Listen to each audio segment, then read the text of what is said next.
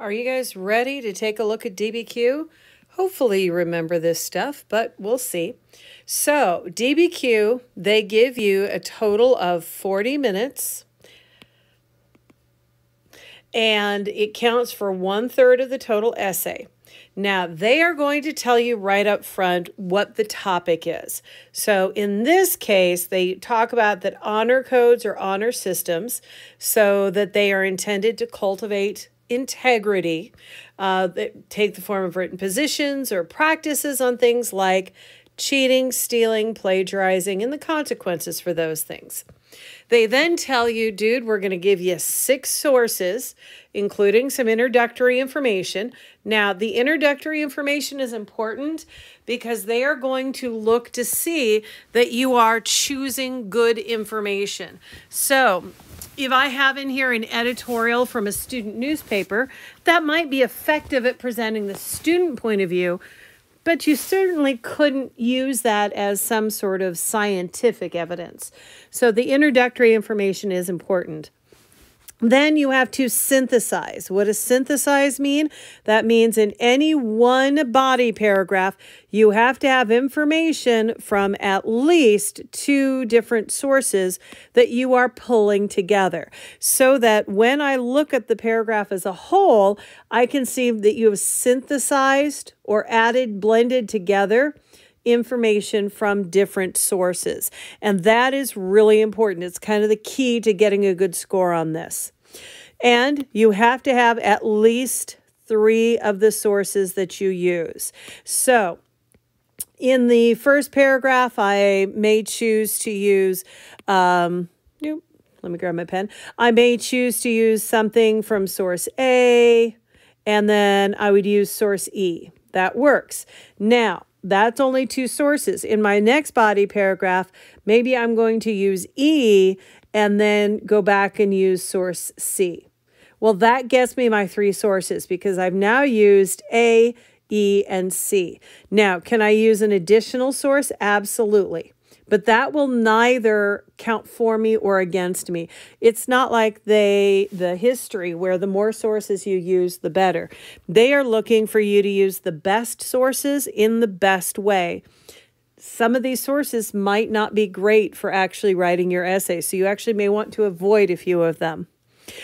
Your argument should be the focus of the essay. And what they mean by that is they ask you a question, and that is, in a coherent, well-developed argument for your own position on whether your school should establish, maintain, revise, or eliminate an honor code or honor system. So they want you to take a position on whether the school should have one, and if so, what it should be. Your argument should be the focus of the essay. And what they mean by that is, of course, anytime you're writing, you've got claim, you've got evidence, you've got commentary. By saying your argument should be the focus, what they're saying is that your claim and your commentary should be the primary focus. The evidence should be here only to prove that your voice is in fact accurate. So don't turn this into some weird listing of what everyone else says. It should be about what you say. Use sources, develop your argument, and explain the reasoning for it. You see reasoning, commentary. Yeah, that's what they're looking for. Avoid merely summarizing the sources. So they come right out and say, dude, in this evidence, don't just tell us what the sources say. The only evidence that should be there is the evidence that supports your claims and your commentary. So it's really important before you start writing that you know what it is that you're trying to prove. Now, when they talk about the citation of the sources, you have 2 options here, and they actually don't care which you do. Either in your parenthetical citations, you are going to use the first column. So everything is going to be about source A, source C, and you are going to use just that first column. Your other option is to only use the second column. And if you only use the second column, then your parenthetical citations are going to be like con or table. But here's the trick. You've got to pick one and stick with it. You cannot mix and match. So if on one of your paragraphs you use it as source A, and then in the same paragraph you use con, that's what's going to get you in trouble. So pick either the source A, source B side, or pick the author side. But don't go mixy-matchy between those two things. So let's take a look at what kinds of sources they're going to give you. So here you can see this is a cartoon, an online cartoon from an archive based in Great Britain. So this is going to be something that's not terribly applicable to the United States. So just keep an eye on that. And then, of course, we can now see using honor codes to prevent cheating. Recent research has shown that SpyCam can greatly improve the honor code. So, of course, here the irony, it's not really an honor code because the definition of honor code is you're getting people to do things based on their own honor. And so you've got a little bit of humor there. So I might use this if I want to talk about how honor codes are really just another example of schools trying to control or it being pointless. Maybe this doesn't feel like a strong source, but let's move on and see what else we have. My next source, it says the following excerpt from a student's account of the introduction of an honor code at her high school. Lawrence Academy, private boarding school in Massachusetts, was originally published in the school newsletter. So this is not a bad source, but right up front, I'm going to kind of mark it with, dude, this is going to be a personal source. That does not feel like it's going to be my strongest source of evidence, and it's really long. So I may come back and look at it later, but I only have 15 minutes to read all of these, and that feels like something that I might be able to skip. So moving on. The following is a commentary published in an online newspaper focused on higher education. So honor codes work where honesty has already taken root. So this is going to be honor codes require honesty. Yeah.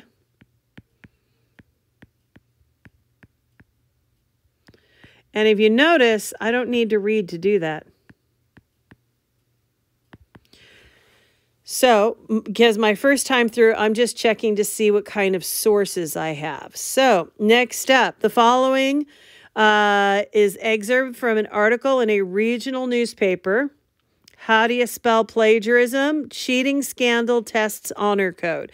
So, in other words, we still have cheating scandals.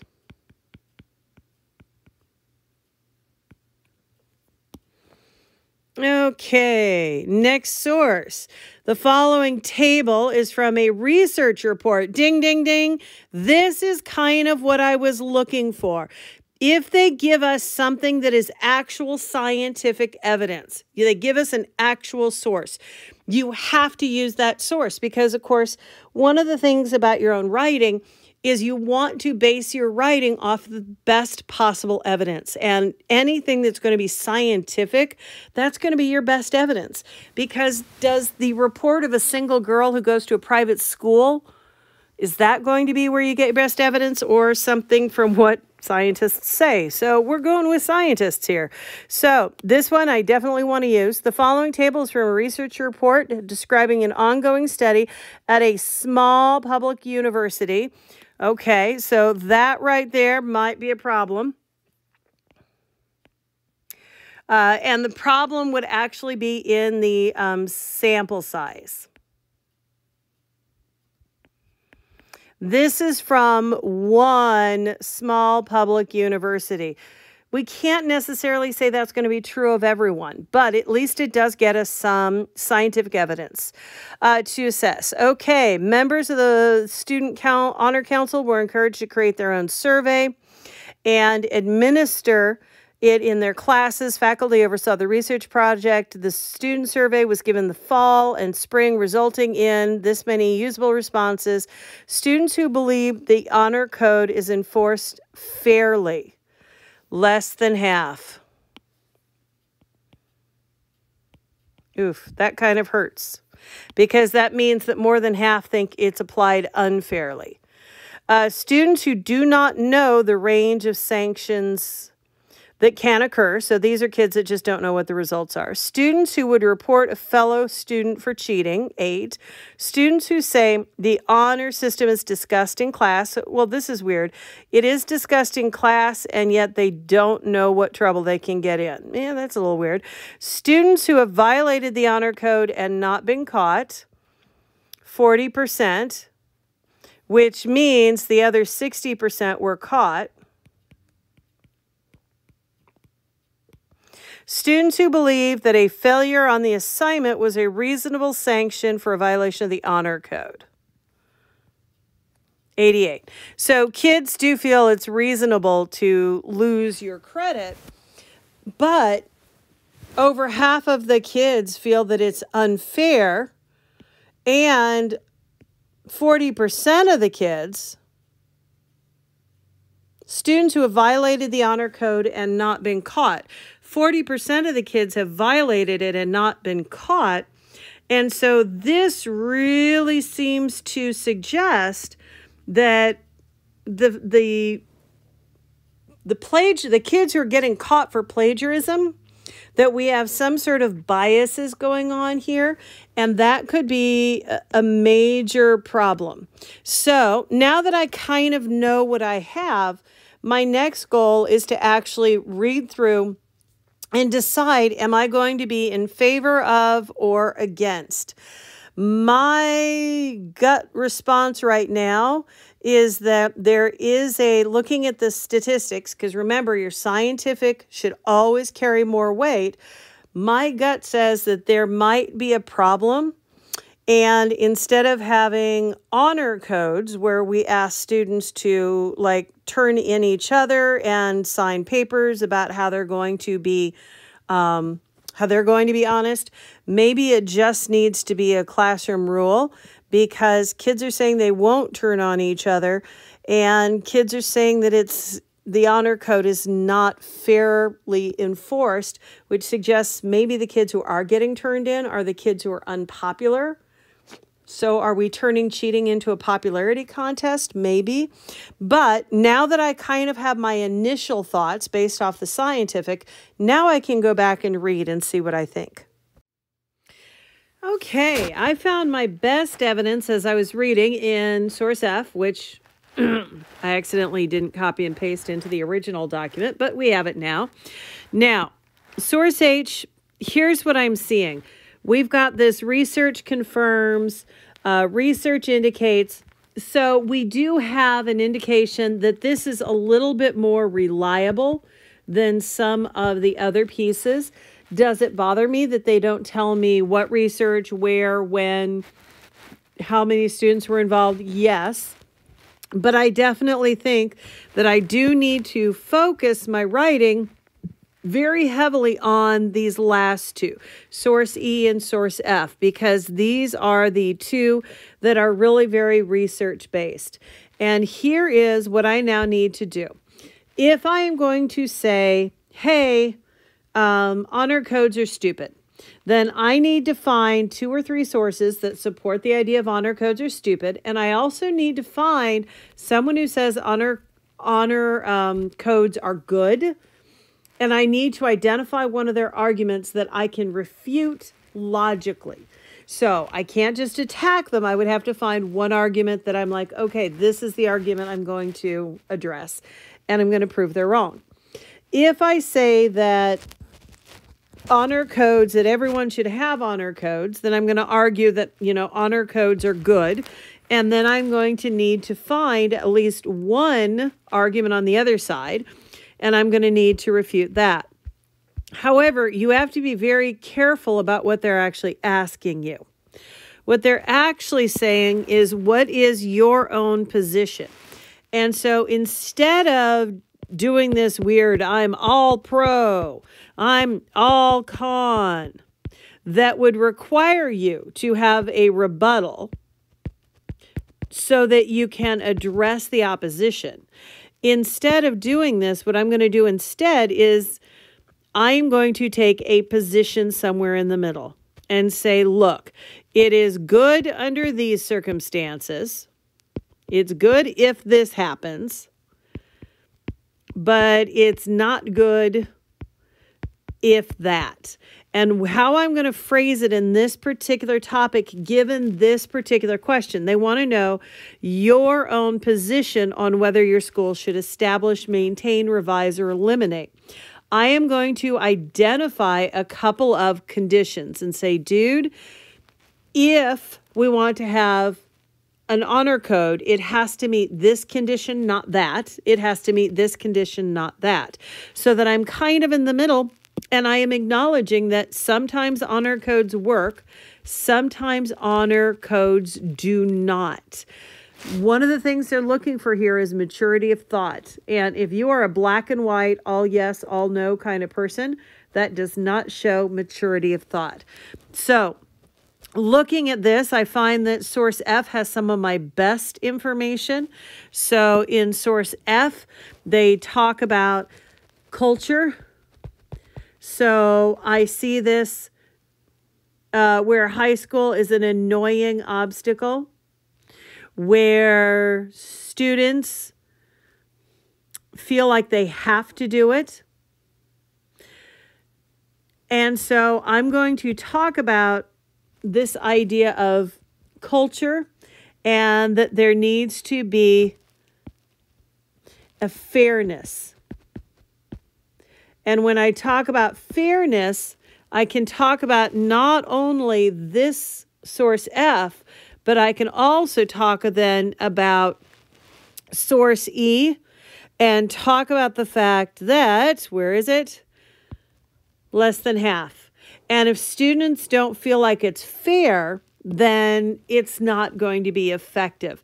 So I'm going to have a paragraph on fairness. Now, I also have on this that when there's an ongoing dialogue, in other words, when an honor code is part of teaching integrity, then you see the self-reported cheating goes way down.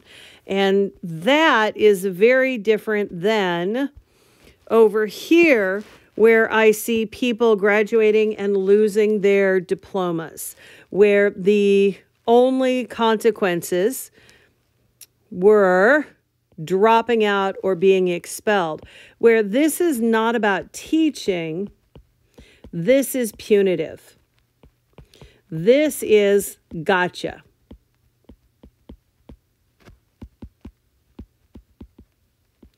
And the problem with that is, have these people really learned anything, or have we just kicked them out? And these people here, even though the consequences are huge, you in fact have papers, big consequences, yes, but yet there is rampant cheating. So much so that sororities are keeping files. And so the two things that I want to really focus on here, and you see here again in all student court, that's a bit of dialogue, that this should be about teaching and a culture of academic integrity so that the students take the rules seriously, not about the punitive. So the two things that I'm really seeing that are popping out at me are, I want to say, dude, yeah, I think we should have an honors code. Absolutely. But in that honors code, I think it is really important that this be about establishing a dialogue and establishing a culture, not just it being punitive. And the other thing is that this is about fairness and the danger that there is going to be an unfair application of the rules. So with those two body paragraphs kind of roughed out, now I can actually start writing. Okay, so here is my paper, and let's kind of talk through what I have. So I do open with the philosophy, because remember, the whole point is to try and put it into a larger context. So in this case, you could just put it into the larger context of, hey, let's talk about honesty. But then I put it into the context of, hey, let's talk about Kierkegaard and honesty, since I know Kierkegaard. And I hope you guys remember some of those. So go back and look at your notes. So I put it into that larger context. And you can do that in a lot of different ways. So Soren Kierkegaard once famously said, the crowd is untruth. He believed a person found truth, honesty, and integrity only in him or herself, and that crowds undermine a person's ability to maintain goodness. Well, honor codes seem like a trivial issue. And so now you can see, okay, I'm going to go into honor codes as part of this larger issue of honesty. May seem trivial. The ideas are similar. And then we're getting into, and I actually used some rhetorical question. Yeah, I don't generally love rhetorical questions, but it moved me from point A to point B. And I did this in a timed situation. So I had to trot my happy little butt along. So if that's what came out of me, that's what I went with. Is honesty found in the person or the social rules? Should students be forced to write out statements promising to do their own original work, or are those ridiculous bits of busy work? So studies suggest that honors codes do work and schools should embrace them. So you have got a very, very clear position. Yes. Now, the reason I say yes is not based on any personal preference. It's based off of the research and the readings that they gave us, specifically Source F.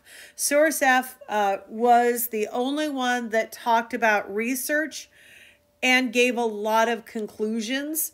So I chose to rely heavily on Source E and F, which took me to the answer of yes.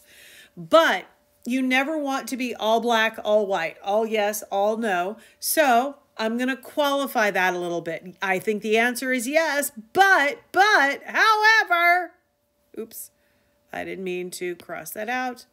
I meant to highlight that. Let me try that again. However, those are tools, and like all tools, they must be used correctly or they will fail. So I'm saying yes, use an honor code, but here's the problem. So let's get into it. Honor codes work. There's your short power sentence. Do I have time for a lot of rhetoric? No, but you'll see there are just a couple of places where I'm going to really drop in rhetoric to try and grab them. So a short power sentence, a semicolon. I think I have some parallel structure later. I don't have a lot, but I'm using what I can in the time I'm given. Those schools with honors codes had significantly lower levels of cheating compared to schools without codes. If a school hopes to reduce cheating and more accurately assess what a student knows, then clearly an honor code will help in that goal. No rule or code could ever catch every cheater. And one survey found that 40% of students who violated the honor code were not caught. However, that means that the majority of students did get caught. A big part of this is that an honor code creates a culture, one where students demand more of one another. Yeah, I need a transition in there. I wrote it in a timed situation. It's not always going to be real pretty. Source F maintains that campuses with an honor code develop a culture that makes most forms of serious cheating socially unacceptable. School is a time when young people are learning how to not just follow rules handed down by adults, but find their own moral compass. By creating a system where students are part of expectation, part of the rules, an honor code makes it possible for students to become an integral part of their student community while demanding academic honesty from that school community. Therefore, the school should maintain a strong honor system. What did I highlight in red? What I highlighted in red is my voice. What do I think? What do I believe? Now, the question is, all of those things that I think and I believe, are they backed up? Because that's what they're really going to be looking at in this. So, honor codes work. Is that backed up? Well, it's backed up by significantly lower levels of cheating. If a school hopes to reduce, then an honor code helps. That is significantly lower levels of cheating. And it is also, the majority did get caught.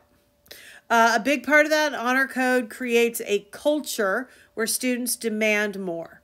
That is supported here. School is a time when young people are learning to not just follow the rules handed down, but make their own moral compass. That is part of this. By creating a system where students are integral part of the rules, an honor code makes it possible for students to become, demanding academic honesty. So, all of the red, have I supported it with evidence? Yes. Beautifully? Yeah, I'm going to admit, not always beautiful. But you know what? I did it under time constraints. I wrote this in 20 minutes. So when you're slamming it out, the logic is a bigger piece of it than the prettiness. However, an honor code is a tool, and all tools can fail. When implementing the honor system, the system must focus on establishing a culture of fairness. Remember we talked about, I saw fairness pop up several times, and so as I'm writing, I focused on fairness. I was going to focus on something else as well that I don't even remember now, but what I discovered is I had enough under fairness, and so I let that other half go. Okay, Jennifer, whoever, and Alexander Cartwright focuses on the feedback loop created by an honor code where honest students demand honesty from others. However, they admit the loop can go the other way when a high percentage of cheater types makes even honest students feel like there's no consequence for cheating. No doubt this contributes to the culture in which those schools where students feel like everyone else is cheating, that they have no choice but to remain to remain competitive. That is a big chunk of fact. I am a little unhappy with myself on that, but sometimes that does happen. I realized I was doing too much fact. I tried pulling back. We're going to have to see whether I did, in fact, successfully pull back, because you can't just, I told you the number one thing, don't go fact. What did I do? Source C, source F. Yeah. Okay. Yeah, I'm not going to claim to be perfect. If an honor code is not enforced and students are not at the heart, then it can't be effective. That's my conclusion.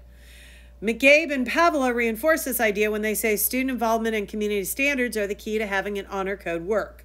Whew, I'm going back to fact. The University of Virginia set up horrific punishments, including having diplomas revoked, and yet that did not stop a large-scale cheating scandal.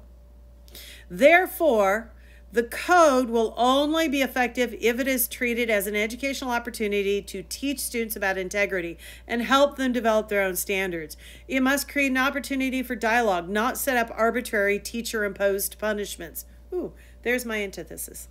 So, as much as the school should set up an honor code, it needs to be a genuine student-led movement where teachers and students discuss honor and integrity. Only then can the tool be effective. I do think I saved it here. I think that, quite frankly, that is too much fact, and I should probably stop after a couple of these and talk about them. So I should stop here and talk about feedback loop and how this gets into that. That's where the system can fail. So yeah, I should stop and talk more and bring it back to my opinion more, but yeah, perfect. Only in hindsight. And, sometimes that happens. But if you get into that same loop I did where it's like, oh, there are beautiful facts, I'll talk about all the beautiful facts.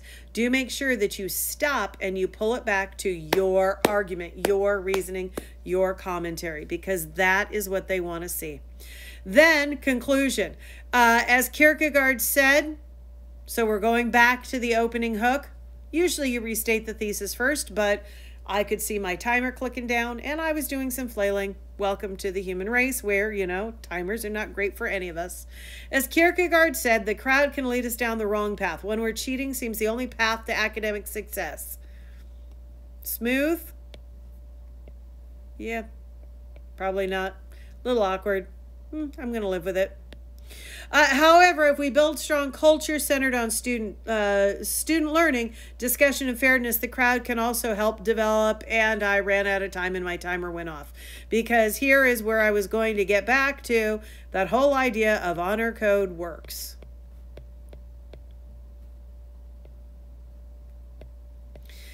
And that, by the way, is why you usually do the thesis first, so that if you run out of time, you don't run out of time on restating your thesis. But yeah, okay. So overall, what would I say? Would this pass? 100%. No question. Absolutely, this is going to pass. Would it get the absolute top score? Maybe not. But that's okay, because it would get a very strong score, and I would be in a very good running for the final test. So hopefully that helps you understand what it is that you need to be doing with the DBQ, because it's been a while since we did this.